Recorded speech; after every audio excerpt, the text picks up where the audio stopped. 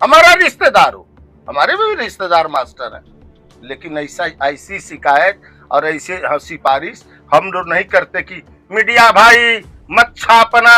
अरे नहीं छापोगे तो ये सुधरेगा कैसे? आप देख रहे हैं कितना भ्रष्टाचार हो गया।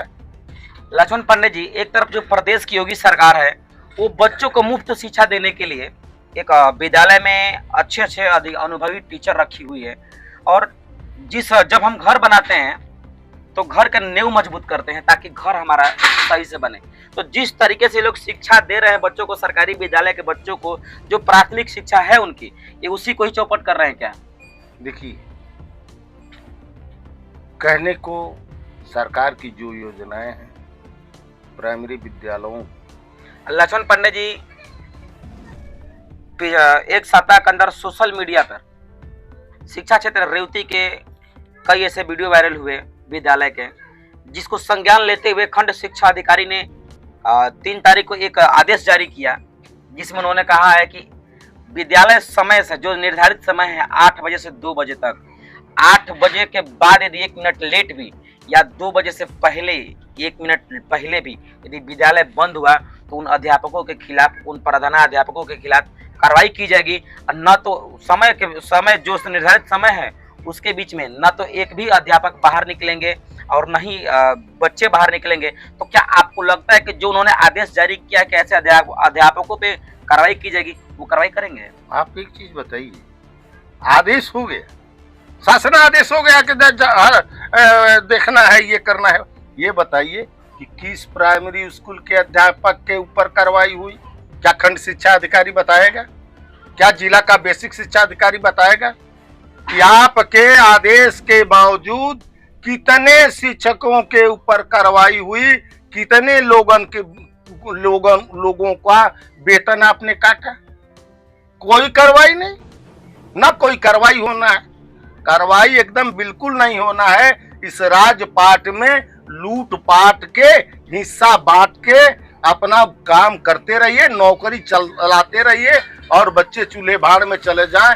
इनसे न सरकार को मतलब है और न उन शिक्षकों से को मतलब है। हम तो बड़े कभी कभी मैं सोचता हूँ कि बताइए, जो हमारी गाढ़ी कमाई, किसान मजदूरों का पसीना से इनको वेतन दी जाती है। इनका वेतन जो है सरकार अपने घर से थोड़े देती है, ये टैक्सों से हम इनका वेतन दिया जाता है। और जो वेतन लेने वाला हमारा मास्टर है, यह जो है ईमानदारी से बच्चों को पढ़ाने की जिंदगी के साथ खिलवाड़ कर रहा है। वो इंसान है? हमको तो समझ में आ रहा है कि ये इंसान नहीं, ये बहुत बड़ा हैवान है। लक्ष्मण पांडे जी, आज भी ऐसे कई विद्यालय हैं जहां पर शिक्षक लोग नहीं जाते हैं, कुछ लोग लेट जाते हैं और कुछ लोग जो है कि समय से पहले ही चले जाते हैं। इस पर आप क्या कहना चाहेंगे? जुगाड़ पे गाड़ी चल रही है। आपको मालूम होना चाहिए कि जुगाड़ ऐसा जुगाड़ है कि छोट मोटुआ नेता, बड़कौआ नेता जो कहते हैं कि जनप्रतिनिधि हैं, उनके तमाम फोन और मोबाइल से इन लोगों की भलाई हो रही है और उनके आधार पे जो है काम चल रहा है। लक्ष्मण पांडे जी, एक आखिरी सवाल है आपसे।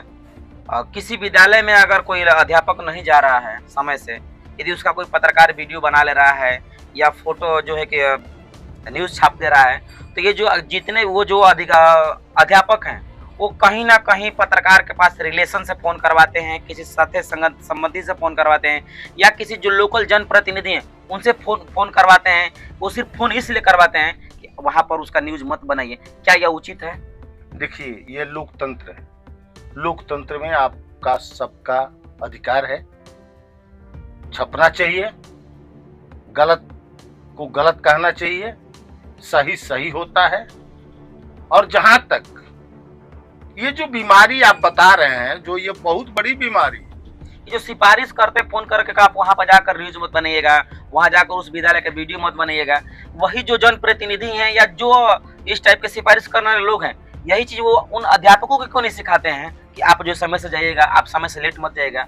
मैं भी इस बात पे कहूंगा कि जो जनप्रतिनिधि और खास तौर पे अध्यापकों के जो सिफारिश करते हैं, मैं उन लोगों से गुजारिश करके ये कहना चाहता हूं कि बच्चों के भविष्य को के साथ ये बर्बाद कर रहे हैं अध्यापक, और इनके सहयोग में जो भी जनप्रतिनिधि जाएगा तो भैया हम लड़ाकू आदमी, हम इन लोगों के नाम से पर्चा छपवा करके बांटने का काम करूंगा कि फला जनप्रतिनिधि फला मास्टर का सहयोग कर रहा है, जिससे शिक्षण कार्यों में काफी बाधा उत्पन्न हो रही है, और नतीजा ये हो रहा है कि हमारे बच्चों का भविष्य अंधकार में जा रहा है। इसको हम लोग बर्दाश्त नहीं कर सकते। और इन ईमानदार जो जनप्रतिनिधि हैं, जो कहते हैं हम सपा है, बसपा है, भाजपा है, कांग्रेस है, कम्युनिस्ट है, जितनी राजनीतिक दलों के नेता हैं, मैं उन तमाम लोगों से गुजारिश करके कहूंगा, मेरा निवेदन है कि आप इस सवाल पे किसी भी शिक्षक का, वो भले ही हमारा बेटा, हमारा रिश्तेदार हो, हमारे भी रिश्तेदार मास्टर हैं, लेकिन ऐसी शिकायत और ऐसी सिफारिश हम लोग नहीं करते कि मीडिया भाई मत छापना। अरे नहीं छापोगे तो ये सुधरेगा कैसे? आप देख रहे हैं कितना भ्रष्टाचार हो गया। कोई विद्यालय बता दीजिए ना हमसे कि वहां पढ़ाई होती है। चलिए हम चलते हैं, हम अधिकारी चले, बेसिक जिला बेसिक अधिकारी मेरे साथ चले और हमसे समय मांगे, मैं उसके साथ चल रहा हूं और हमको दिखाए। लेकिन बेसिक शिक्षा अधिकारी जब चलता है तो वहीं से फोन हो जाता है कि बहरिया के तरफ जा रहा है। बहरिया के तरफ जा रहा है तो चोर तो सावधान हो गए। चोर को पकड़ने के लिए दरोगा चले और दरोगा कह करके चले कि मैं आ रहा हूं, और एसपी कह करके चले कि मैं बहरिया जा रहा हूं, तो क्या आप समझते हैं कि जब साहतवारा और रेवती रूट से ही जाना है तो सावधान दरोगा पुलिस तो रहेगा और चोर भी सावधान रहेगा कि कप्तान आ रहा है। तो लक्ष्मण पांडे जी, कहीं ना कहीं बच्चों के जो भविष्य बर्बाद किए जा रहे हैं सरकारी विद्यालयों में, कहीं ना कहीं जो सिफारिश कर रहे हैं लोग, उनका भी हाथ है, बहुत बड़ा हाथ है। और ये शर्मिंदा है, या जो भी लोग कर रहे हैं इस तरह से, उनको शर्म आनी चाहिए कि आप अपने गांव के गरीब बच्चे को 10 रुपया फीस नहीं दे सकते हो, 10 रुपये का बिस्कुट नहीं दे सकते हो, तो एक मास्टर की सिफारिश करके उस बच्चे की जिंदगी क्यों बर्बाद कर रहे हो? अरे शर्म करो यार, शर्म करो। सरकार 80,000 से 1.5 लाख रुपए तनख्वाह दे रही है। काहे के लिए तनख्वाह दे रही है? घर पे बैठ के पढ़ने, घर पे बैठने के लिए? क्या विद्यालय में बैठ करके ताश खेलने के लिए? क्या विद्यालय में बैठ के सुर्ती बनाने के लिए?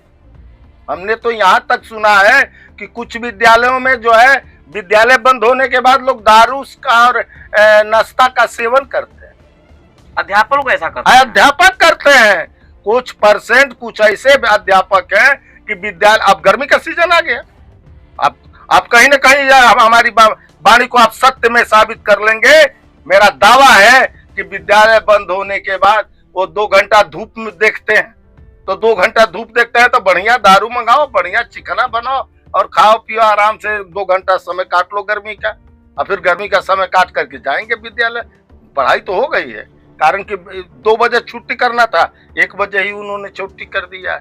और जो ये क्या बोलते हैं, रसोईया तो इनका खान पान का बहुत बढ़िया साधन हो गया है।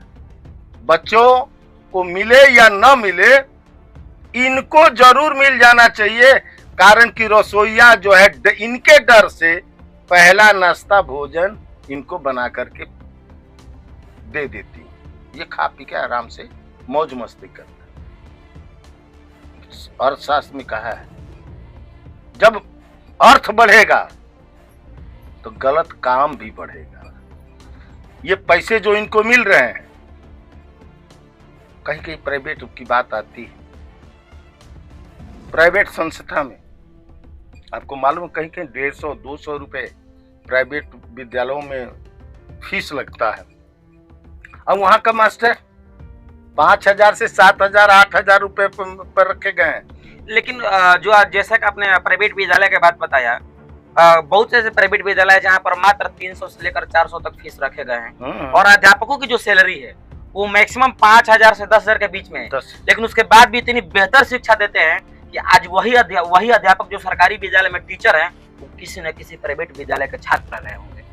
क्या इनको अपनी शिक्षा पे भरोसा नहीं है कि अपने सरकारी विद्यालय के बच्चों को उस काबिल बना सकें?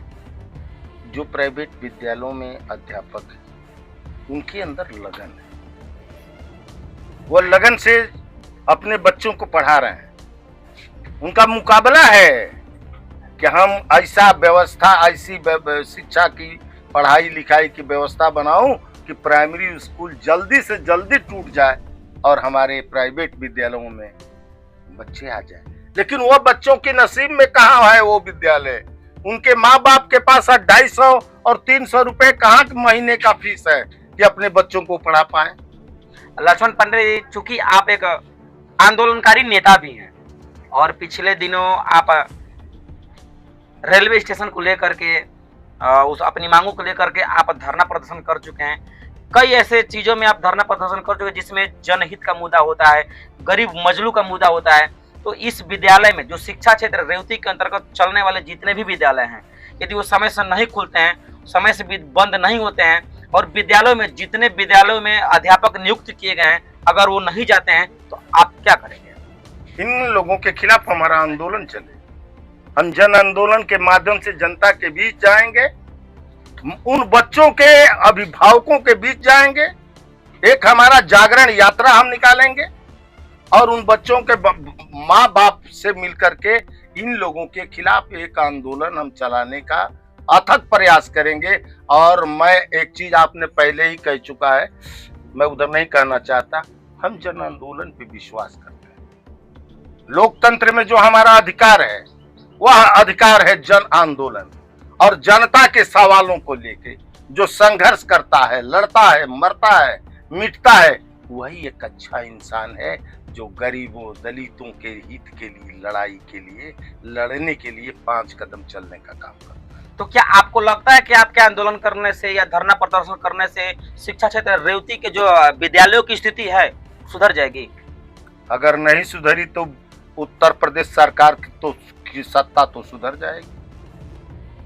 अगर हमारी आवाज यहाँ से उठती है तो यह आवाज रेवती से उठने का तात्पर्य ये समझ जाइए कि बलिया, गाजीपुर, मऊ, आजमगढ़, उत्तर प्रदेश के पूर्वांचल के जितने जिले हैं, मैं उत्तर प्रदेश किसान सभा के माध्यम से मैं वहां के किसानों को ललकारने और कहने का काम करूंगा कि आओ मिलजुल करके इन बच्चों के भविष्य के लिए आओ एक कदम आंदोलन करके, कदम से कदम चल के इस सरकार के खिलाफ एक जन आंदोलन खड़ा किया जाए।